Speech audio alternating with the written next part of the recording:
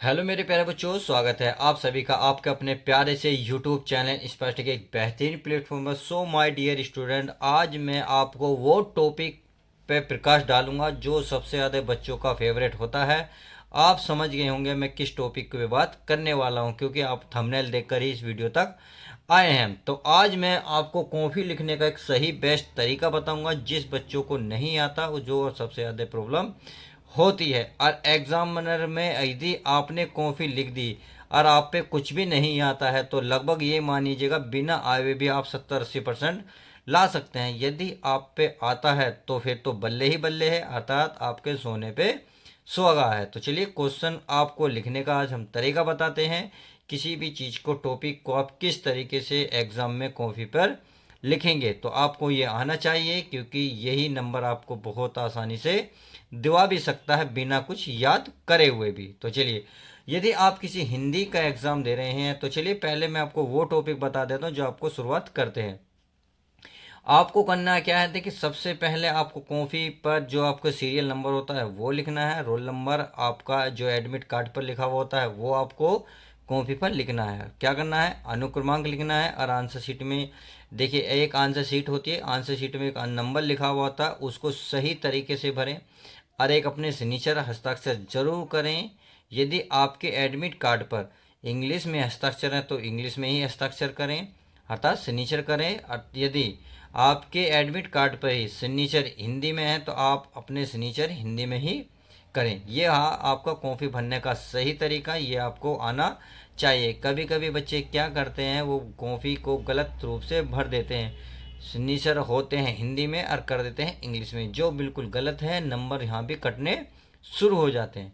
तो आप समझ गए होंगे कॉपी किस तरीके से आपको भरनी है।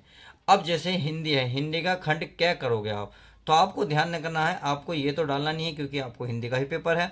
मैंने आपको सिर्फ समझाने के पर्पज से ही लिया है। अब खंड क, खंड क को पेज के बीचों बीच लिखेगा। जितनी लाइन ऊपर छोड़िए इतनी ही लाइन नीचे छोड़ेगा। आप हल्का सा एक डिजाइन दे सकते हैं इसके नीचे। उसके बाद आप क्वेश्चन नंबर 1 डालें कि जैसे भारतेंदु आधुनिक हिंदी साहित्य के जनक थे। देखिए इसमें स्पेस जरूर होना चाहिए कि के जनक थे। जिस तरीके से भारतेंदु आधुनिक हिंदी साहित्य के जनक थे, तो देख रहे हो ये इन्वर्टेड कोमा बिल्कुल होना चाहिए, क्योंकि ये आपको बिल्कुल राइटिंग शो कराता है कि आपको लिखने का तरीका अच्छे से आता है। एग्जामिनर इन पॉइंटों को ही देख कर आधे से ज़्यादा नंबर दे देता है। तो ये लिखने के बाद अब जैसे कि मान लो इसमें ये पॉइंट है, इसमें पॉइंट आपको 4 दिए 5 दिए कोई भी दे सकता है। तो आपको ये तरीका लिखना है। देखिए पहला, भारतेंदु आधुनिक जनक जनक थे अमृत राय, प्रेमचंद, यात्रावदंत, कहानी, श्रृंखलाकाल। तो इसका मतलब आप जब भी पॉइंट लिखें एक लाइन छोड़कर एक लिखें और बिल्कुल साफ साफ स्पष्ट रूप से लिखें। केवल मैंने तो आपको इस समझाने के पर्पज से लिया। अगर मान लीजिए इसे करने के बाद आप क्वेश्चन नंबर 2 करते हैं, आपका क्वेश्चन नंबर 2 है यानी खंड ख, तो खंड ख बीचों बीच पेड़ के डालेंगे, उसके बिल्कुल डिजाइन वही बनाएंगे जो आपने खंड क में डाला। उसके बाद प्रश्न नंबर 1, तो उसके ऊपर एक आप हल्का सा डिजाइन बना सकते हैं। इससे क्या होगा, एग्जाम का ध्यान बिल्कुल एकदम जाएगा कि प्रश्न नंबर 1 क्या है और कितने नंबर का है, उस पे ये ध्यान उस मास्टर का रहेगा। तो अब मान लेते हैं आपका क्या है, आपका गद्यांश है, तो लिखेंगे जिन हालातों, तो डॉट डॉट करेंगे। ध्यान रखना 2 ही अक्षर लेंगे, जिन हालातों, जिन जैसे भी आपके गद्यांश है तो 2 अक्षर लेने के बाद आप डॉट डॉट करेंगे। बिल्कुल पेज के लास्ट में जाकर लिखेंगे व्यापक है, अर्थात यहाँ भी 2 अक्षर लेंगे। इस प्रकार से 2 भी अक्षर लेंगे। फिर आप हल्का सा यहाँ संदर्भ लिख सकते हैं, आप यहाँ भी लिख सकते हैं। कंडीशन ध्यान रखना, ये बीच पेज के बीचों बीच नहीं होगा, पेज से थोड़ा सा इधर लिखेंगे। तो लिखने के बाद आप हल्का सा डिजाइन दें, आप इसे ब्लैक कलर में लिखें। और लिखने के बाद कॉफी को आपको फिर लिखना है किसमें, ब्लू पेन से। ब्लू पेन से लिखने पर क्या करना है, आपको बिल्कुल सेम ये लिखना है। प्रस्तुत गद्यांश हमारी पाठ्य पुस्तक हिंदी के काव्य खंड में संकलित भारतीय संस्कृति नामक पाठ से अवगलित है, जिसके लेखक डॉक्टर राजेंद्र प्रसाद जी हैं। ये आपको याद है तो बहुत अच्छी बात है, नहीं तो आप थोड़ा सा रट लीजिएगा। आपको लिखने का तरीका बिल्कुल यही होना चाहिए। देखिए ये आप ब्लैक से जरूर लिखें, क्योंकि वो यही 2 पॉइंट देखेगा, उसके बाद ये कुछ भी नहीं देखेगा। तो आई होप आप समझ रहे होंगे कि हिंदी किस तरीके से पेपर में लिखी जाती है। उसके बाद आती है व्याख्या। व्याख्या में ध्यान रखना, आपको लगभग आपके ऊपर 2 लाइन छोड़नी है। लाइन छोड़ने के बाद व्याख्या लिखें। व्याख्या मैंने कहा ना लगभग इसकी सीध में लिखें। यदि आप थोड़ा सा इधर लिखते हैं तो इसको इधर। संदर्भ बिल्कुल भी आप इस लाइन से सटीक नहीं लिखेंगे, थोड़ा सा बचा के लिखेंगे जैसा कि मैंने लिखा। इसी प्रकार यहाँ लिखेंगे व्याख्या को, समझ गए।